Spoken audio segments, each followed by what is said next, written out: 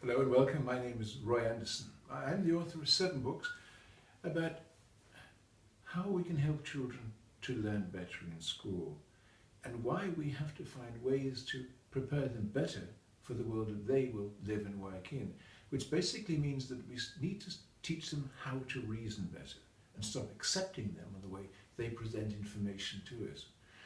This aspect of language is essential if we are going to help them to be able to defend their minds, their hopes and their dreams in a world that will be largely controlled by artificial intelligence.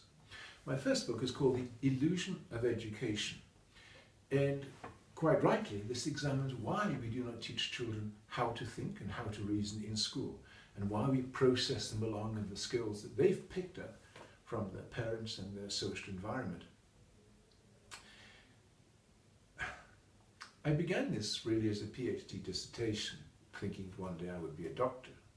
But really, the most important thing for me was not that. It was to find a way to reach the hearts and the minds of the parents, because it is the parents who really control the educational system by the way they raise their children for school and how they guide them through it with a sense of balanced discipline. So these books I rewrote like 100 times, to try to make them into a story of the human spirit moving through a system designed only to process them.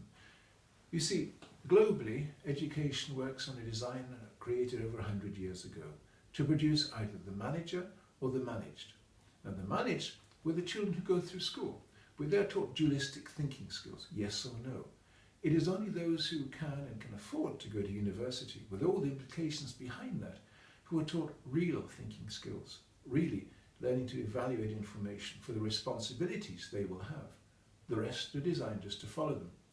As we find today, the general citizen doesn't think too much.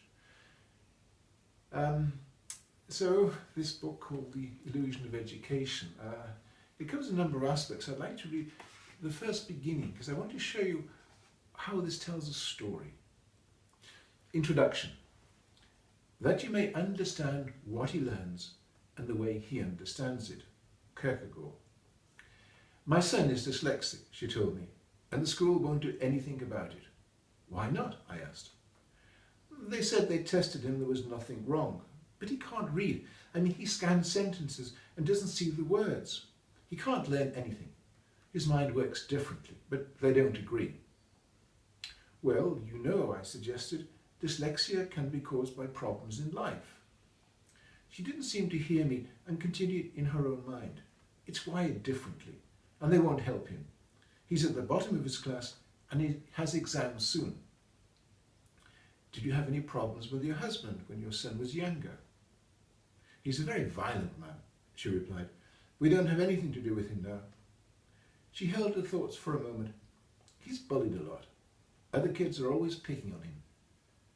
Maybe the problem is not his brain, but his heart, I offered the thought.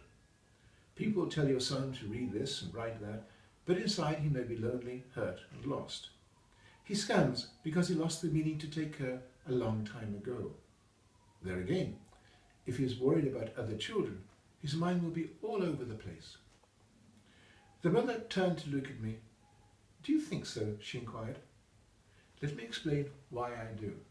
And so I go on then to explain how the brain chemistry is affected by emotional concerns and how this can disrupt the student from taking an active part in the information as it's processed, and so explains the inadequacy in learning. But the book also looks at why we have education and how it developed to what it is, and also very importantly how it is developing. We have many teachers leaving education at a frightening rate, and the accountants behind education are finding ways to replace the human teacher with software programs. This is a very great mistake. Children need to learn through the human experience, and software programs develop the reasoning ability, but they don't develop the wide holistic sense of information, understanding information, which is what they need to do to evaluate what we call in their intelligence. But also this book begins at the very end to consider why we think ability is inherited, and why we have trouble to understand that a child's trouble to learn is just something that's developed through an emotional behavioral experience.